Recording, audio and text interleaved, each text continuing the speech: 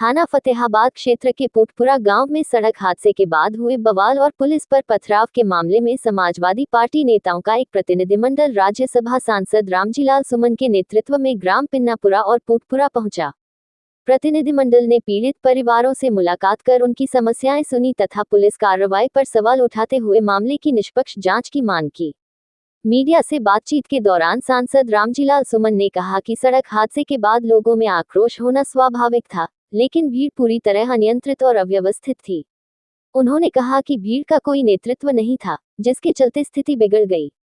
उन्होंने ये भी माना कि घटना में पुलिसकर्मियों का घायल होना गलत है और इसकी भी जांच होनी चाहिए।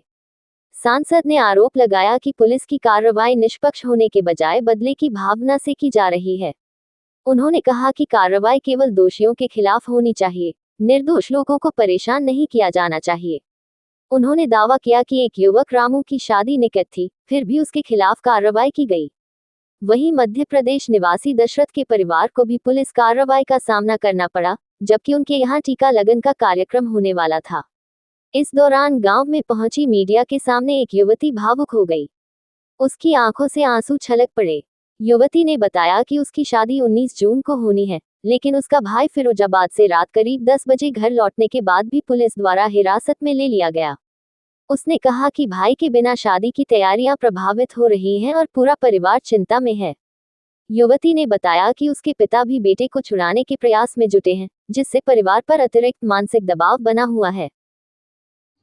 घटना के बाद लोगों में आक्रोश था। आक्रोश होना स्वाभाविक है, क्योंकि इस प्रकार की जब जज्बाती घटनाएं हो जाती हैं तो लोगों में गुस्सा आना स्वाभाविक है। लेकिन सबसे महत्वपूर्ण सवाल ये है, भीड़ इकट्ठा हो जाती है, लेकिन इस तरह की भीड़ का जब कोई नियंत्रण नहीं होता, उसका कोई धनाधोरी नहीं होता, कोई नेतृत्व नहीं होता, तो जिसके जो मन में आता है वो कार्रवाई करना शुरू कर देते हैं। और मैं समझता हूँ इसलिए घटना हुई कि भीड़ अनियंत्रित थी, अव्यवस्थित थी, उसका कोई धनाधोरी नहीं था।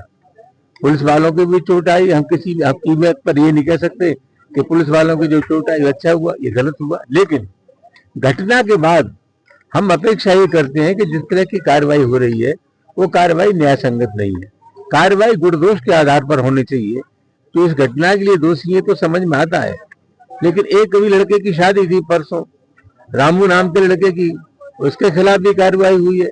मध्य प्रदेश से जसरत नाम के आदमी के लड़के का टीका लगन होने वाला तो रात में आई थी।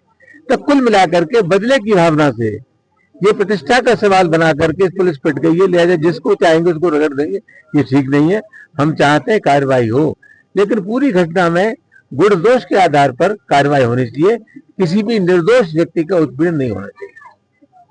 गौरतलब है कि 15 जून को पुटपुरा के पास तेज रफ्तार थार कार की टक्कर से एक युवक की मौत हो गई थी, जबकि 3 अन्य लोग घायल हो गए थे।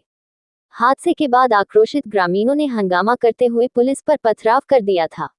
मामले में पुलिस ने 35 नामजद और 200 अज्ञात लोगों के खिलाफ मुकदमा दर्ज किया है तथा अब तक 19 आरोपियों को गिरफ्तार किया जा चुका है। घटना हुई है, मेरे भाई को पुलिस पकड़ के ले गई है 15 जून को। क्या नाम है आपके भाई का? गौतम। अच्छा, कहाँ की पुलिस आई थी? बाहर की ये थी, यहाँ की नहीं, फतेहाबाद की नहीं थी।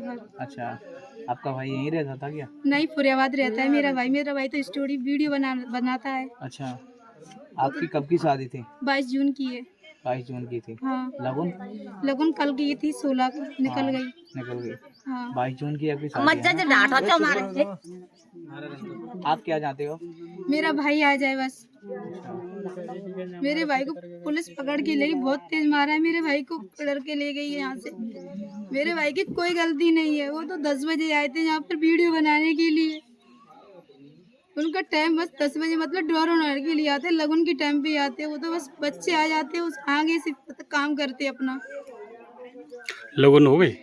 मेरी लगन हो गई कल। लगन गई?